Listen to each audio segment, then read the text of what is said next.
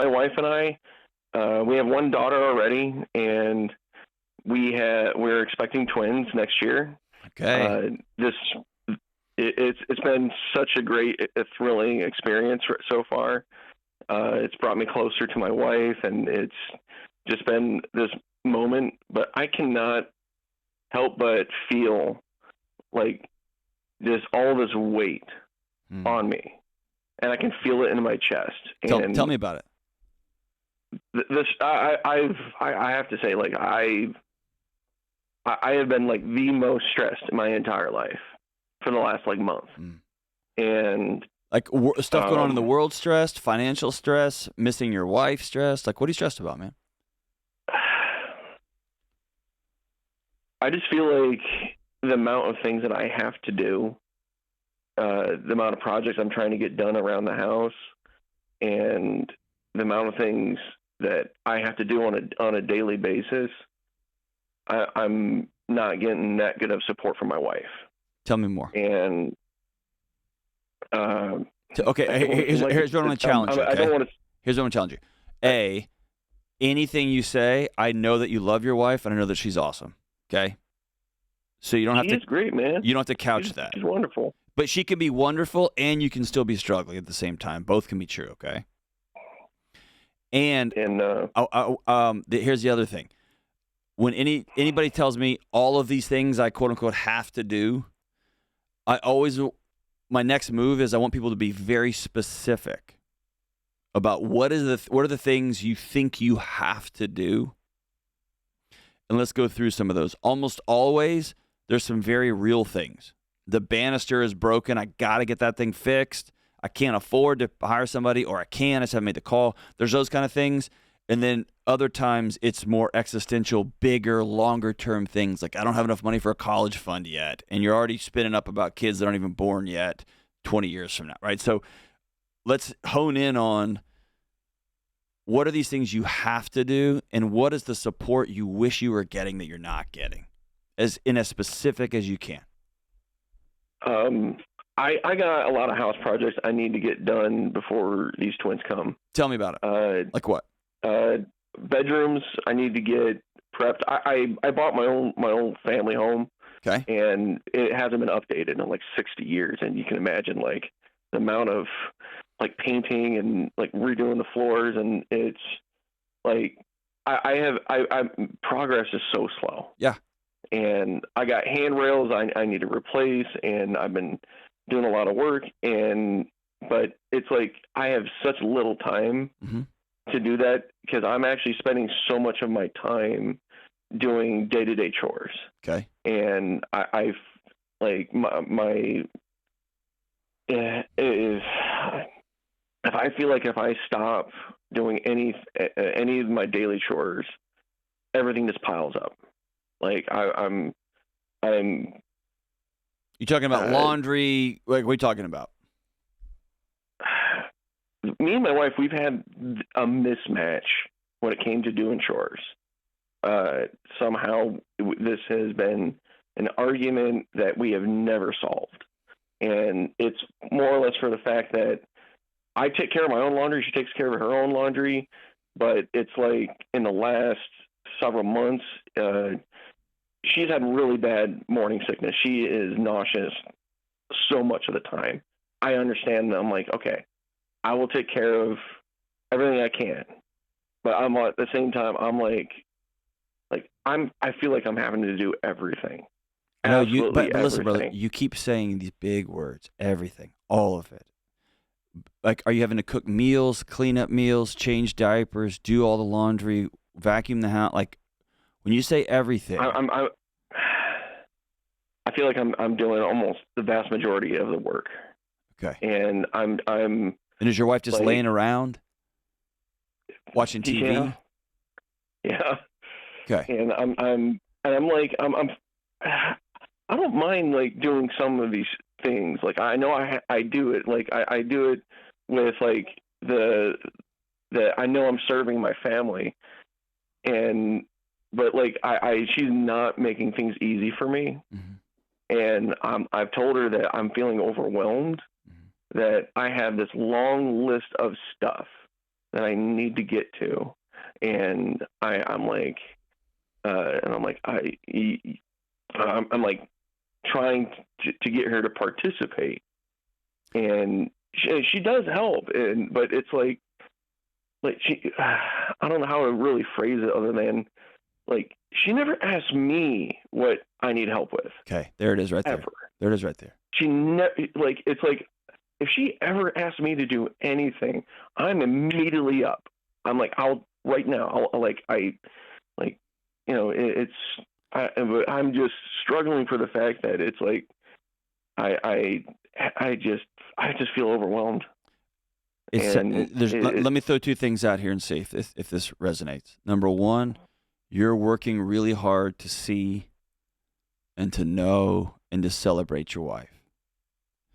Yeah. And she, through her actions, isn't caring to see how exhausted and stressed and overwhelmed her husband is, not interested in knowing how she can love him today, and is not even interested in celebrating this guy. If anything, we're going straight to challenge. Hey, you need to do this. What happened to here? Why not this?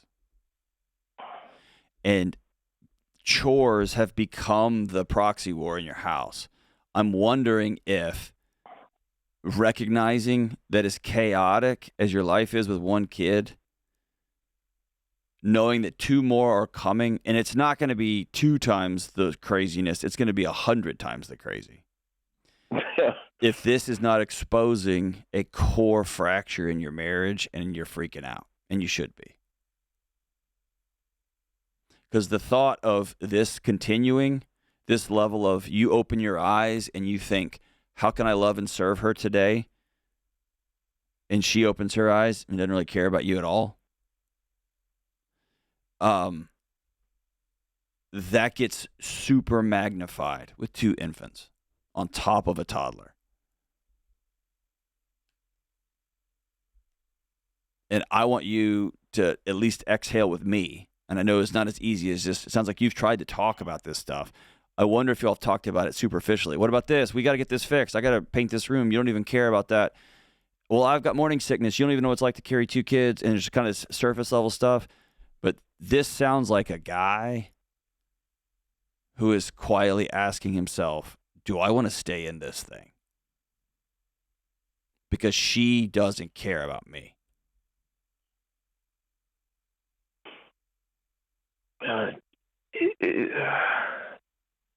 It's just this problem has just been looming. I know. And congratulations, we're having twins. It just exposes it, shines a bright light on it.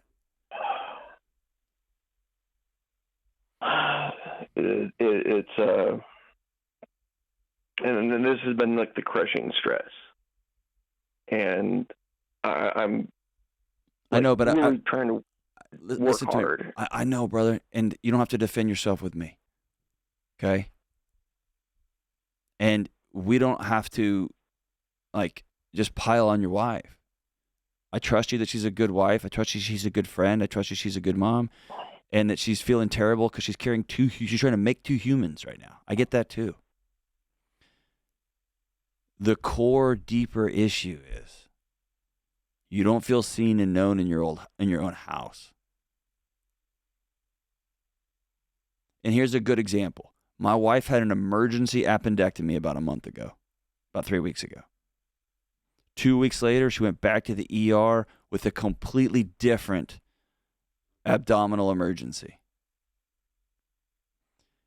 Maybe a week later, I was having to carry a lot around the house. And she was the biggest cheerleader possible. So it wasn't about me having to do a bunch of work. It wasn't about me having to not do some stuff that I wanted to do or needed to do because I need to take care of my wife. I got to get my kids to school, those kind of things. Wasn't that. Wasn't staying up all night in the emergency room. It wasn't that at all. It was the fact that I know that she saw me and she knew me, and she would say regularly, come here and hold my hand. I'm just so grateful for you. So it wasn't about the work. It was about we're on the same team. And it happens vice versa. Yesterday I was out of town. speaking at an event, and I knew that she carried it all, the whole thing, the kids, dinner, food, the house, everything. And when I walked in, my immediate thing was to head to her and say, dude, thank you. So what I'm hearing you say is less about the stress of carrying it all, and it's the stress of carrying it all alone. Here's a couple of things you can do. You can't control her, so you have to exhale and let that go. Like, you waking up every day wanting her to be different than she's going to be is a recipe to drive yourself mad. What you can choose to do is pull out a piece of paper, or you sound like an Excel spreadsheet kind of guy, and put every house repair job you can think of. Have a vomit fest. Put it all down. The little stuff, the bigs, the quarter round, to the ceiling, popcorn ceiling I need to scrape off, to the new this, to refinish, all of it. Put it all down on a piece of paper. And then be very honest, even if you need to get a buddy. Y'all go get a drink and go hang out, and then you get a buddy, and y'all look at this list and say, if two twins walked in the door today, not ideal, but could they live just fine with these unfinished projects? And I guarantee you for 95% of those projects, the answer is yes. And you make the choice, cool, I'm going to do these after the kids are born. It's not what I wanted. It's not ideal, but I'm making myself insane. Or you sit down and tell your wife, I can't be married like this anymore. I need you to change, and I'm going to change. And that doesn't sound like that's going to be an effective conversation for you and your wife.